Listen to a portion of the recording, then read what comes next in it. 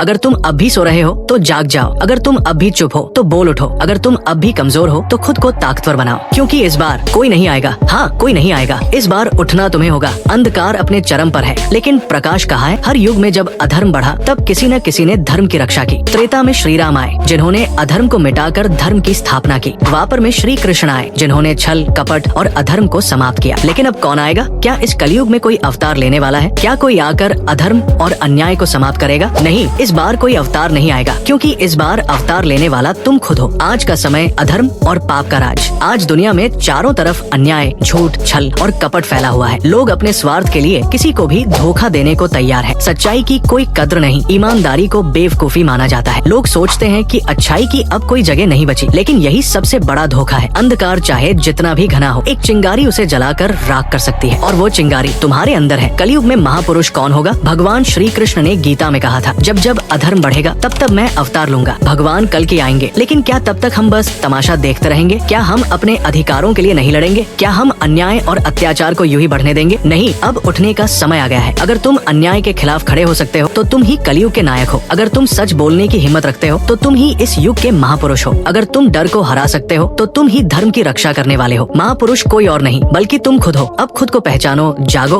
उठो और आगे बढ़ो। अब समय आ गया है खुद को पहचानने का, अपनी शक्ति को जगाने का, डर को मिटाने का, सिस्टम के खिलाफ खड़े होने का, एक नई क्रांति लाने का। तुम भीड़ का हिस्सा नहीं हो, तुम इस युग के नायक हो। क्या तुम जानते हो, हर बार जब तुम अन्याय देखकर चुप रहते हो, तुम अधर्म को बढ़ावा देते हो। हर बार जब तुम झूठ को सच बनने देते हो, तुम सच्चाई की हार स्वीकार करते हो। हर बार जब तुम डरते हो, तब पाप और पापी जीतते हैं। अब ये तय करना तुम्हारे हाथ में है, तुम हार मानोगे या अपनी शक्ति को पहचानोगे, क्योंकि इस बार भगवान तुम्हें बचाने नहीं आएंगे। इस बार तुम्हें खुद को बचाना होगा। बदलाव की शुरुआत तुमसे होगी। इस दुनिया में बदलाव लाने के लिए किसी और की जरूरत नहीं है, बल्कि तुम खुद इस बदलाव की शुरुआत कर सकते हो। अपने अंदर की कमजोरी को खत्म करो, अपनी सोच को बदलो, अपने डर को मिटाओ, सिस्टम के खिलाफ खड़े हो जाओ, अधर्म को खत्म करने की शपथ लो, क्योंकि तुम ही वो शक्ति हो जिसे इस दुनिया को बदलना है। एक आखिरी सवाल, क्या तुम तैयार हो? क्या तुम तैयार हो इस बदलाव का हिस्सा बनने के लिए? क्या तुम तैयार हो अपने जीवन को एक नई दिशा देने के लिए? क्या तुम तैयार हो इस दुनिया को एक नया रूप देने के लिए? अगर हाँ, तो इसे सिर्फ सुनो मत, इसे अपनाओ, इसे महसूस करो और इसे अपने जीवन का हिस्सा बनाओ। कंक्लूजन, अब तुम्हारी बारी है। अगर ये वीडियो तुम्हें पसंद आई तो इसे लाइक करो, शेयर करो